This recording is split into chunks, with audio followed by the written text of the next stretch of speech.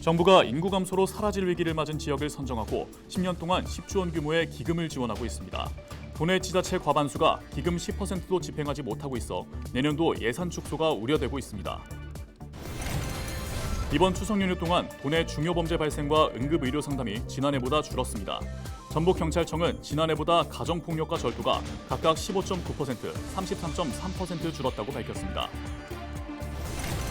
전북 지역에서 올해에만 7건의 화학 사고가 발생했습니다. 7건 중 6건이 군산 지역에서 발생했고 지난해 3건에 비해 2배가 넘는 수치입니다. 전북 지역에서 폭발 위험이 있는 노후위험물 시설이 700개 가까이 있는 것으로 나타났습니다.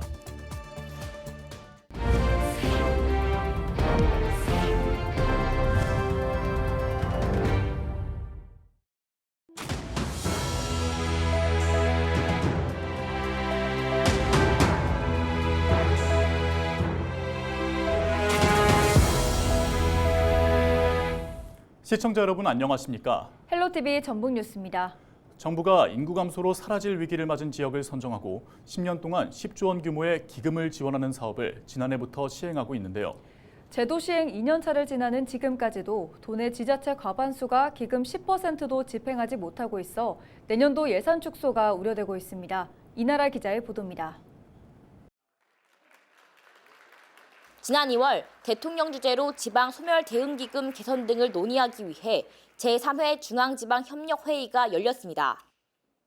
윤석열 대통령은 중앙 권한을 지방으로 과감히 넘겨주고 지방 스스로 성장할 수 있도록 지원하겠다고 밝혔습니다.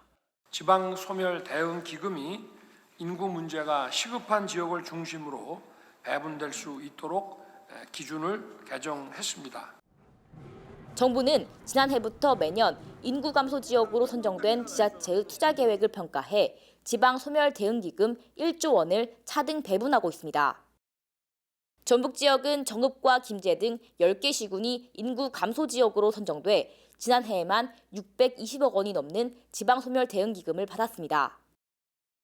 하지만 더불어민주당 이모선 국회의원이 행정안전부로부터 받은 자료에 따르면 고창군은 지난해 배분된 기금을 올해 6월 말까지 0.4% 집행했습니다. 사업에 거의 진척이 없는 겁니다. 임실군과 정읍시 집행률도 각각 2%와 3%대로 비슷한 상황. 10개 지자체 가운데 지난해 받은 기금을 절반 넘게 집행한 곳은 단 한 곳도 없습니다. 기금 집행률이 전북도에서 가장 저조한 고창군은 지방소멸대응기금으로 버스터미널을 주상 복합건물로 신축해 신혼부부 보금자리를 마련하겠다고 밝혔습니다. 하지만 보조사업자 선정 시기는 내년 말에나 가능할 것으로 예측하고 있습니다. 건물 준공 예정인 2027년 말까지는 기금 집행이 어렵다는 얘기입니다. 고창군은 다만 기금이 투입된 청년 창업농 스마트팜 단지와 서남북권 어울림 문화공간 조성 사업은 마무리되고 있다고 설명합니다. 22년도 기금 같은 경우가 요구된 금액이 9월 말쯤에 배분이 됐더라고요. 저희한테 떨어진 게. 그러면 이제 사업 진행하는 기간이 10월, 11월, 12월 이렇게 3달밖에 없잖아요. 스마트팜 이런 것들이 사업 위치 변경 때문에 조금 그때 시간이 걸려가지고 그랬지 이제는 정해지고 이것도 거의 많이 진행된 걸로. 광역시도는 기금 집행률이 93.7%에 달하지만 기초지자체는 기금 집행률이 20% 아래로 저조한 상황. 지자체가 새로운 사업으로 투자 계획에 대해 평가받는다 해도 극히 저조한 집행 실적은 내년도 기금 배분 축소로 이어질 수 있다는 우려의 목소리가 나옵니다. 헬로티비 뉴스 이나라입니다. 이번 추석 연휴 동안 도내 중요 범죄 발생과 응급 의료 상담이 지난해보다 줄었습니다. 전북경찰청은 지난해보다 가정폭력과 절도가 각각 15.9%, 33.3% 줄었다고 밝혔습니다. 그러면서 긴 연휴로 교통사고는 6.3% 줄었지만 부상자는 2.2% 증가했다고 전했습니다. 이와 함께 전북소방본부는 연휴 동안 응급의료상담 2,500여 건을 처리했고 병의원 안내가 줄을 이뤘다고 밝혔습니다. 전북 지역에서 올해에만 지난해의 2배가 넘는 화학사고가 발생한 것으로 집계됐습니다. 전북지방환경청은 올해 1월에서 8월 도내에서 모두 7건의 화학 사고가 발생했다고 밝혔습니다. 7건 중 6건이 군산 지역에서 발생했고 1건은 고속도로를 달리던 탱크로리에서 발생한 유출 사고였습니다. 이는 지난해 3건에 비해 2배가 넘는 수치입니다. 전북 지역에서 폭발 위험이 있는 노후 위험물 시설이 700개 가까이 있는 것으로 나타났습니다.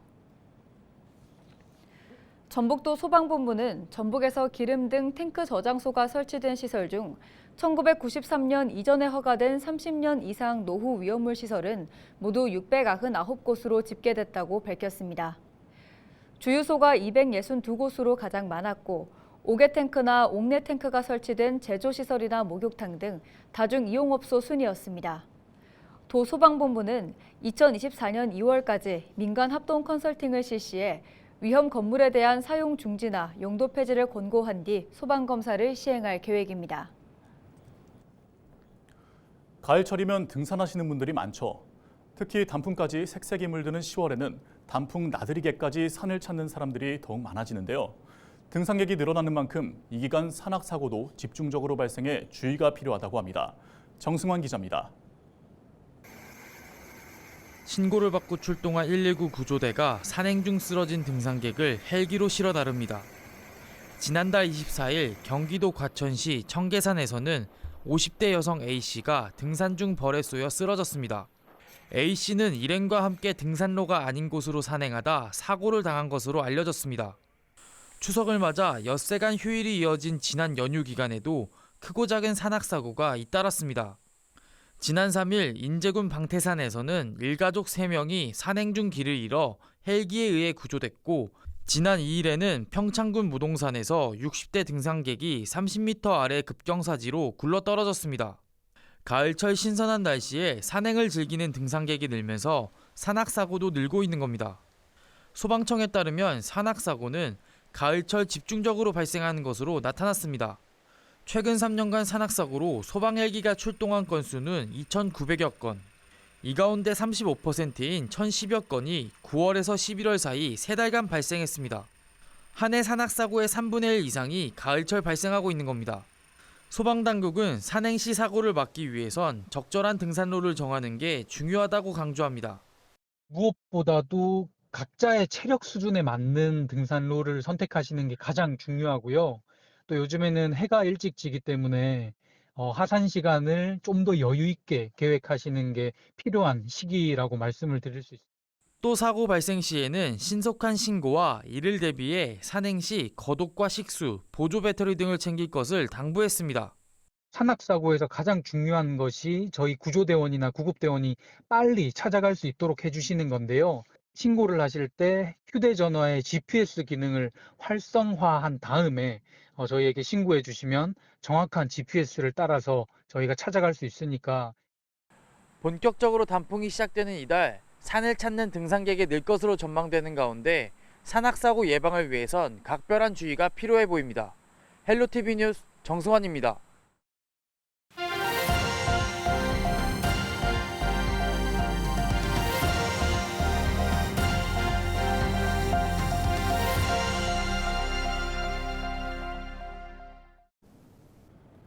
지역 소멸을 막아라. 케이블 TV 공동 기획보도 순서입니다.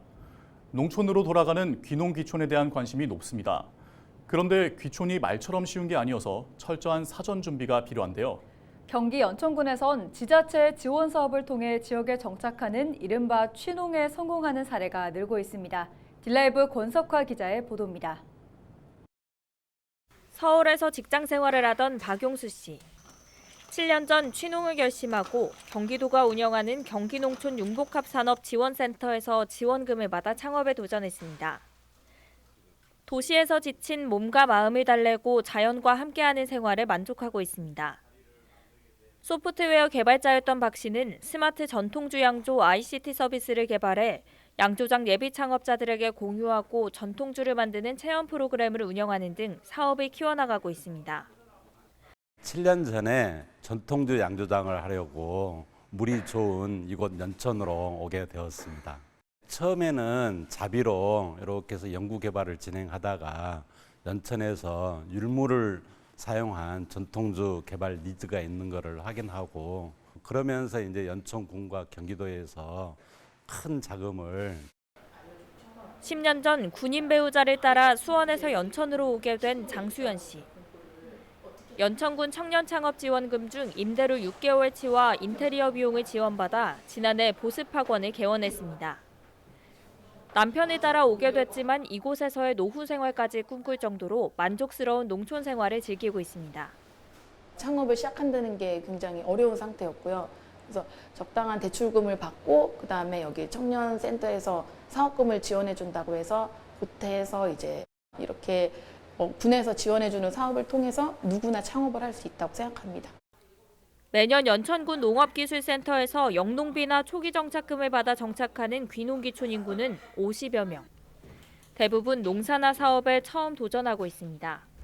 취농인구 유입을 위한 지원 사업은 인구 소멸 위기를 극복할 새로운 방안으로 주목받고 있습니다. 딜라이브 뉴스 권석화입니다.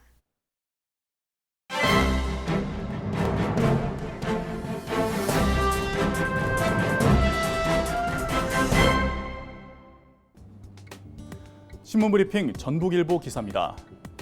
지난해 말부터 이어지고 있는 극심한 경기 침체로 생산 유통자는 물론 소비자들도 고민이 깊어지고 있다고 합니다.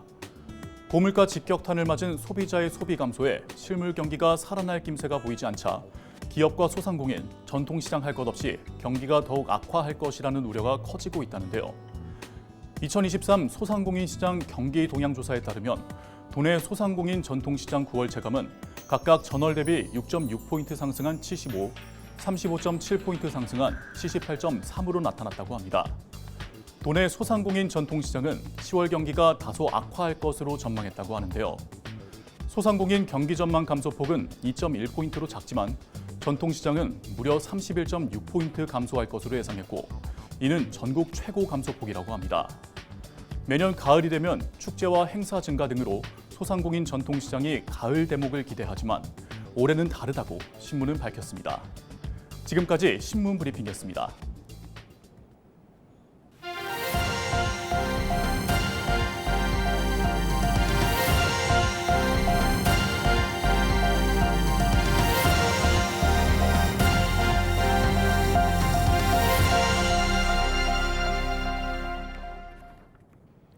국제종자박람회가 5일부터 사흘 동안 김제 민간 육종단지 일대에서 열립니다.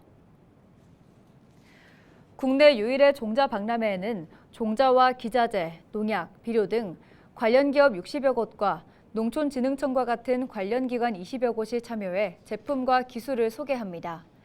특히 기업들이 개발한 배추와 무, 화이류 등 300여 개 품종과 기관에서 개발한 480여 개 품종의 생육 상황도 직접 확인할 수 있는 전시포가 조성됩니다. 또 이번 박람회 기간 22개 외국 기업을 상대로 수출 상담회도 진행되는데 75억 원 이상 수출 계약을 목표로 하고 있다고 농림축산식품부는 전했습니다. 남원 국제도예 캠프가 6일 개막해 사흘 동안 춘향 문화예술회관 일원에서 열립니다. 이번 행사에서 국내외 작가 20여 명이 2박 3일 동안 시연과 강연을 통해 새로운 도예 기법과 기술을 전수할 예정입니다. 오는 8일까지 이어지는 기획 초대전에는 미국과 중국, 영국, 터키 등지에서 작가 130여 명이 참석해 세계 각국의 다양한 작품들을 선보입니다. 다양하고 수준 높은 국내의 작가들과의 교류의 장은 물론 남원 도자 문화의 역사와 우수성을 알리는 자리가 될 것으로 기대합니다. 김제와 부안을 지역구로 둔 더불어민주당 이원택 국회의원이 농지 전용 절차 없이 내수면 양식장을 설치할 수 있도록 하는 농지법 일부 개정 법률안을 대표 발의했습니다. 이 법안은 내수면 양식업을 하기 위해선 농지 전용 허가가 필수지만 농지 보전 부담금 납부와 사용기간 제한 등으로 어업인들의 재산 피해가 발생함에 따라 농지 전용 절차 없이 내수면 양식장을 설치할 수 있도록 하는 내용을 담고 있습니다. 또 새만금 사업 때문에 어업터전을 잃은 주민에게 새만금 내 친환경 수산물 양식업이 가능하게 하는 새만금 사업법 일부 개정안도 대표 발의했습니다. 이 의원은 지난 1991년 새만금 공유수면 매립 면허 허가 조건에 수산 양식장 2,000헥타르를 조성하기로 했으나 새만금 기본계획 변경 과정에서 수산 양식장 확보 조건이 삭제됐다며 개정안 발의 배경을 설명했습니다.